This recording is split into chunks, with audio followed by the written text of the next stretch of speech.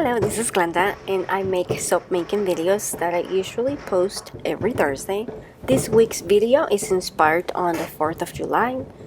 I did have some challenges, and I'm going to show you next what they were. So I had everything ready. I had the recipe, I had the oils, I had the fragrance that was Blackberry Ambrosia from Nurture Soap. I had a Lego mold with some 3D printed cord dividers that I was going to use, and also had the embeds, some burgers, some hot dogs. I warm up the oils to 105 Fahrenheit, 43 Celsius. The light water solution was at room temperature. I added the light water solution to the oils. I stick blended it until it reached emulsion. Then I measured the fragrance. While I was measuring, the soap batter reached like trace. I added the fragrance to it. And then I divided the batter into a lot of different containers to color each one differently. This took me about 10 minutes. So in 10 minutes, the batter went from being in light trace to medium trace, which didn't quite work for the design idea that I had in mind. You can see here that the blue is quite thick, and on top of that I need to make sure that I put the other colors inside the small cord dividers, and that wasn't easy. The neon colors stayed somewhat fluid, but some of the other colors, like the red one, was actually a little bit too thick, and I needed to add extra oil to make it more fluid. Then I lifted the soap dividers and I tried to do the swirl with the chopstick, but that didn't work. It was not the way that I had envisioned it. So instead, I just tried to do an effect of fireworks on top by pouring more soap just on the top portion of it. This ended up being very messy and chaotic, and this is what I ended up with.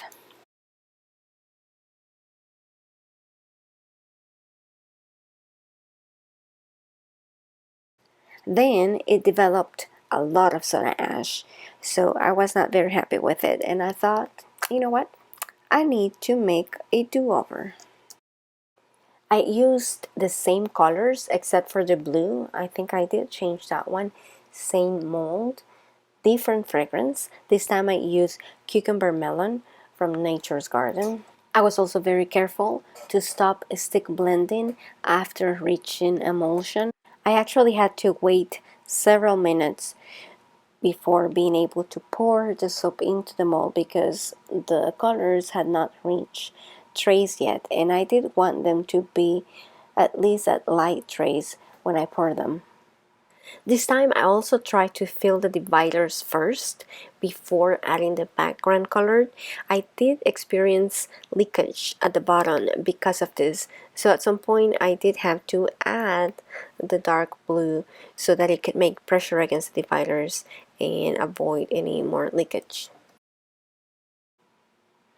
There were some spots that seemed empty, so I did do a free pour on those spots with the neon colors, and then I pull the dividers, the cord dividers. I realized that the amount of soap left inside was very small, so I only have a tiny dot of color in the soap. So when I tried to do a shape similar to that of fireworks, it's thinner than I had expected. I ended up adding more soap on the surface so that I will have more color to do the fireworks effect with.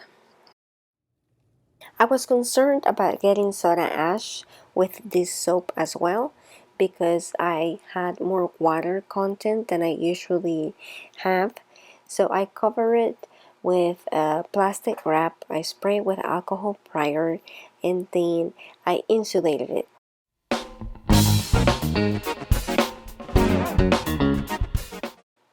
I took pictures of them in black UV light. In case you're curious what they look like, here they are.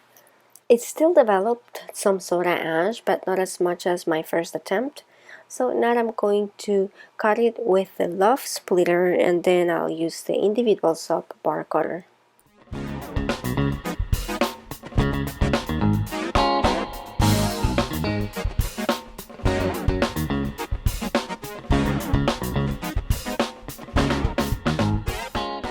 Lastly, I add the embeds on top with clear melt and pour, and this didn't work too well for the soaps that I had to ship.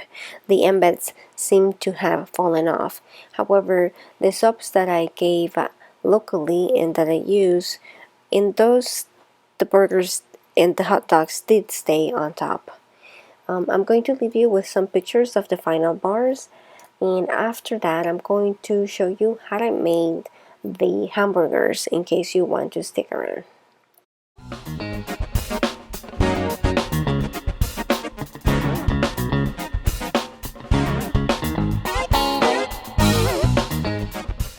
To make the hamburgers, I'm using soap dough, and I grab a piece of the orange one to make the buns. I added at the last minute a piece of like an ivory color one, like to simulate the inside of the burger bun. In the end, this was completely unnecessary. I don't think you need this level of detail. Essentially, what I did is that I grabbed a small piece of orange soap dough. I rolled it in between my palms to create a round shape, and once I had it, I flattened it in between my palms to create something like a pancake. I'm going to adjust how round it is by rotating it and pressing with my index and thumb as I turn it around with the other hand to create a fairly round shape. Then I'm going to start working on the lettuce. I have here a piece of soap that's actually cured, but I'm able to cut like little slices out of it. Ideally, you want to use soap dough as well, but this was the best green that I had. And I'm just going to put these, what I'm going to call lettuce pieces, on the edge of what will be the bottom bun. And I'm only putting it on the end so that it can be seen more easily without adding too much bulk in the middle of the burger. Next, I'm grabbing a small piece of red soap dough to create what will be the tomato slices, and just pretty much making a small ball, then flattening it, and I'm trying to make it as thin as possible because I don't want it to be too bulky either. And I'm just going to put it on the edges of the burger. I'm only gonna do 2 for this demo, but you can do as many as you want, maybe 3 or 4 if you want it. For the patty, I'm using the darkest brown soap that I have, and this one, it's not very soft. However, I think this will add to the texture of it, and I'm going to create a patty that is going to be about the size of the burger buns, just slightly smaller. Lastly is the cheese. I'm using just a yellow piece of soap dough that I have flattened with my fingers. If you had an acrylic roller or anything else that you can use to flatten a small piece, that will be fine. And then I'm just going to cut it into a square. This is going to be a little bit larger than the patty because I do want the corners to fold on top of it. Now I'm going to put everything together, and I'm going to press it slightly to make sure that it sticks together. I do find that the bottom bun seems to be a little bit too thick, so maybe I should make that thinner in the future.